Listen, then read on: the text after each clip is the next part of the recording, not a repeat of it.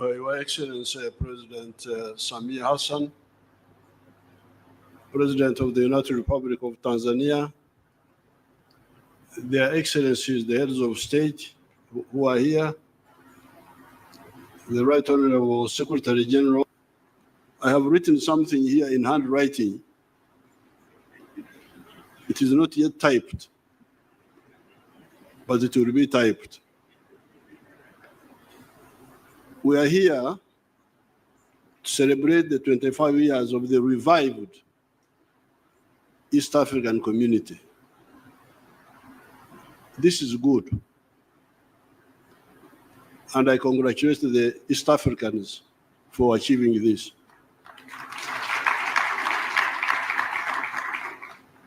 However, I propose that we also celebrate the more than 1,000 years of trade connectedness of this area. Because when we talk of, I was actually thinking what to tell you people, but then God told me that I should tell you this. Because when you say East African Community, 1999, but we have been here for more than 1,000 years. So I would like you, the leaders, the intellectuals, to really broaden your thinking.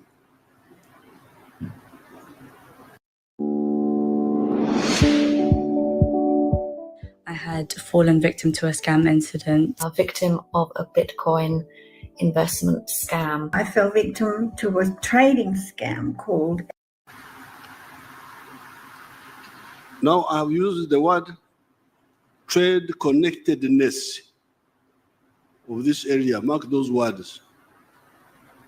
Trade connectedness of this area.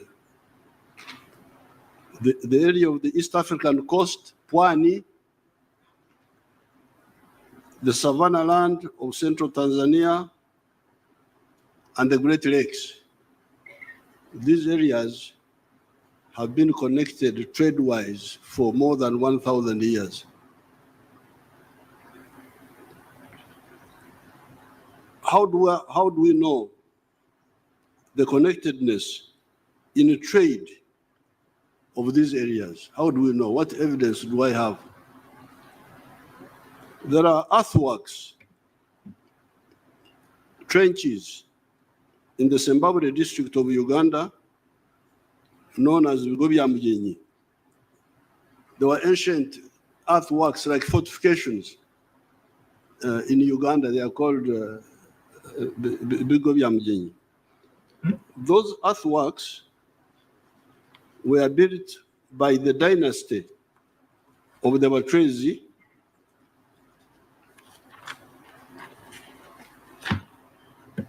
that had united a big chunk of that area for a number of centuries.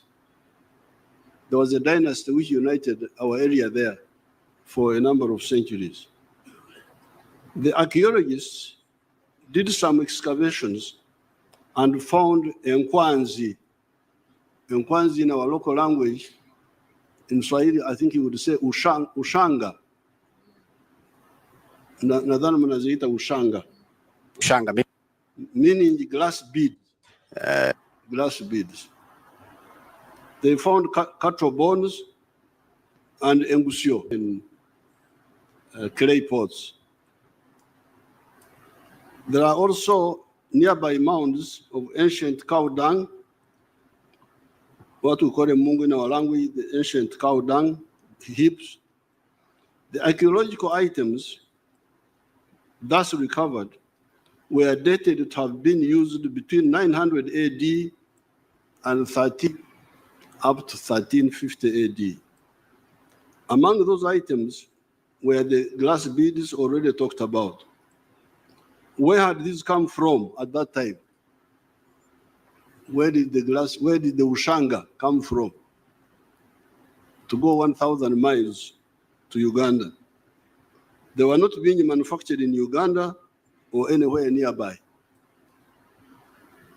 They came from Mesopotamia, present-day Iraq, through Pwani coast, Ugogo Dodoma area, Unyamwezi, that is Tabora area, Usukuma, Mwanza, Buzinza huko mbele huko baada ya Mwanza, Karagwe, and eventually to Uganda. Therefore, there is no doubt that more than 1,000 years ago, this area was a connected trade area, CTA. Can we introduce that? Because you like to use, you like abbreviations. PTA, I don't know what, I know. So I have given you now a new one. CTA, Connected Trade Area.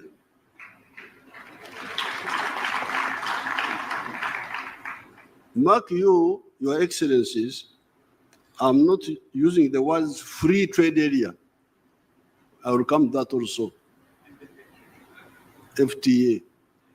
This was not an FTA, it was not a free trade area, but it was a connected trade area. This is because it was not yet a free trade area. It was not an FTA.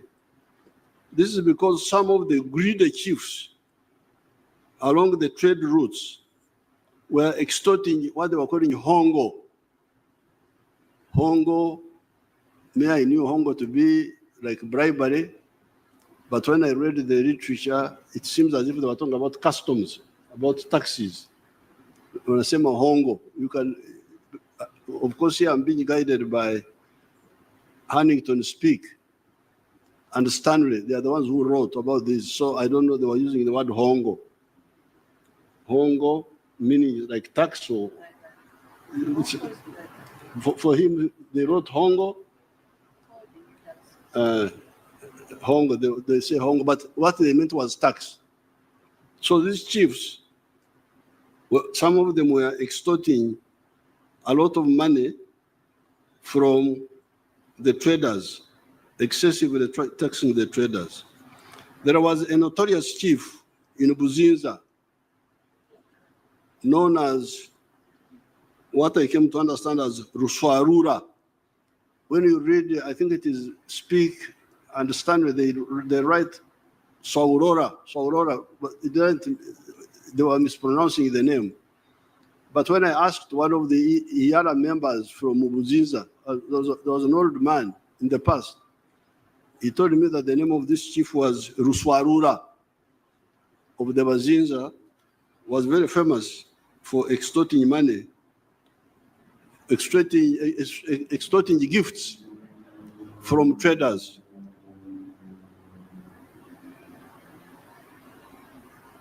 The other European travelers had written his name as Uswarora or something like that. He would extort a lot of what they were calling hongo. That's what they wrote, the Stanley or Sppech, one of them, from the traders. But then there was the giant and the gentle Rumanyika of Karagwe, who would, on the other hand, give a lot of gifts and assist travelers. Rumanyika was very, very, very, very generous to the traders and to the travelers. Sppech and Stanley wrote with a lot of praises about Rumanyika, the king of Karagwe. Therefore, our area was a connected trade area, but not a free trade area. Through Pwani, would get through coast. Pwani is coast. Through Pwani, would get Nkwanzi, glass beads, Emienda, textiles, guns and gunpowder, etc. Out of the Congo forest, would get a miringa. That is brass or copper bracelets They are called Emiringa in our language. Engoro. Those are ivory bangles.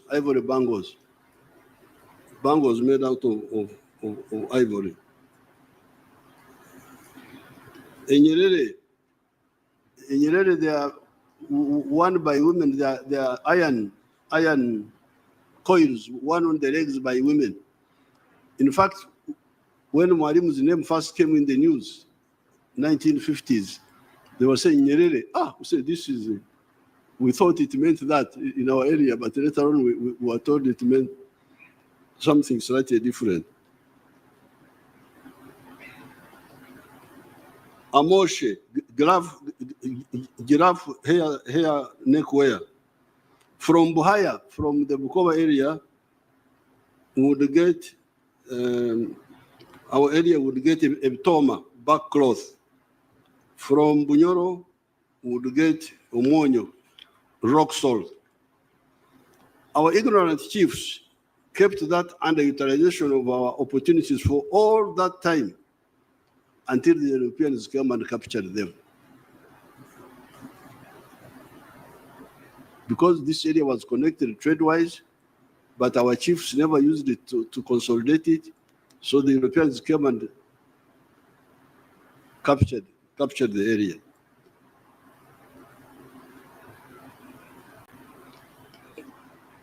Now the Europeans first came to the East African coast in the persons of Vasco da Gama in 1498.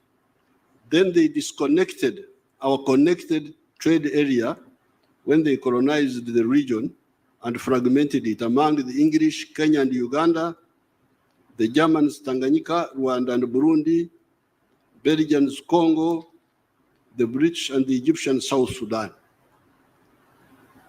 So when these foreigners came, because of our internal weaknesses, now what was a CTA became a DTA, a disconnected trade area. What is the most powerful word? See.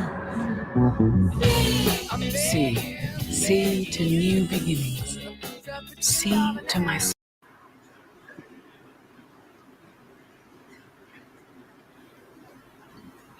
Thereafter, our CTA, connected trade area, became a DTA, disconnected trade area. This was the fault of the chiefs. This definitely was the fault of our chiefs. Vasco da Gama came here in 1498. That is when the first white man came to the East African coast, signaling a possible new danger to us. That's how they were called Wazungu, because I think they were asked, what are you looking for? Tunazunguka.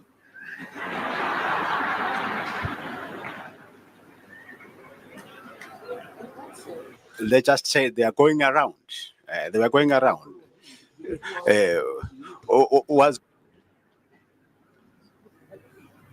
Now, Vasco da Gama came here in 1498.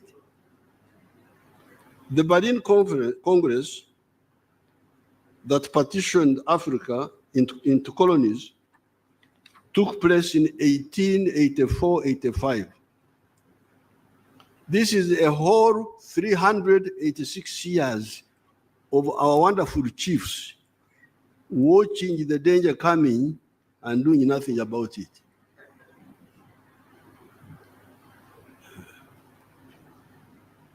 This is just the history. It is therefore most commendable that our leaders, Mzee Jomo Kenyatta, Mwalimu Julius Nyerere, and Dr. Obote, as soon as we got out of the nightmare of colonialism, took the bold step of the decision to form the Political Federation of East Africa on the 3rd of June, 1963, which is what my daughter, the Secretary General, was talking about. I have already given Her Excellency that picture, and I've also given it to His Excellency Ruto They already, I've given all the president, even President Kagame, I gave him the picture, that picture of the 3rd of June, 1963. But now I have some copies I want to give to Secretary General again, and to Yara, and to Secretariat. I don't know whether they are the same secretaries. And then to the East African Council, Trade Council. Are there traders here? Oh, okay, bring my pictures. I have already given those pictures to their excellencies, the presidents. Unfortunately, some actors let us down and did not follow up that decision of forming the political federation in 1963. Picture zangu nyinyi waheshimiwa. I'm glad Tanganyika and Zanzibar moved ahead and formed Tanzania, that has played a very unique role in the liberation of Southern Africa, as well as the fight against Idi Amin in Uganda. Because remember, muungano wa Tanganyika na Zanzibar was 1964. That was after Mwalimu and Mzee Karume noticed the hesitation by Obote and Kenyatta. That's how Mwalimu and Sheikh Abedi Karume said, wacha tuende mbele sisi. Because in the 1963 meeting, Zanzibaris were not yet independent. I don't think Zanzibar was independent by 1963. Even Kenya was not yet independent, but they were coming to independence. I think Zanzibar got independence in 64. Revolution is 64. And independence was 63. 63? 63. Independence. Oh, okay. When we didn't want that independence, we did revolution. Oh, okay. So when Mr. Obote and Mzee Kenyatta hesitated, Tanganyika and Zanzibar went ahead and formed the United Republic of Tanzania.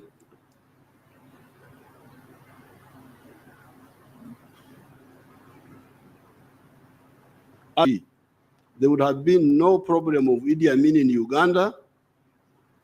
Possibly the problems of Rwanda and Burundi could have been solved earlier and with less loss of blood, of life. The Federation of East Africa would have found it easier to deal with the problems of South Sudan and Somalia. We need to remind ourselves that when we had a connected trade area in this area, there was no country called United States of America. When we had the connected trade area here, when I could trade from coast to Uganda, there was no United States of America.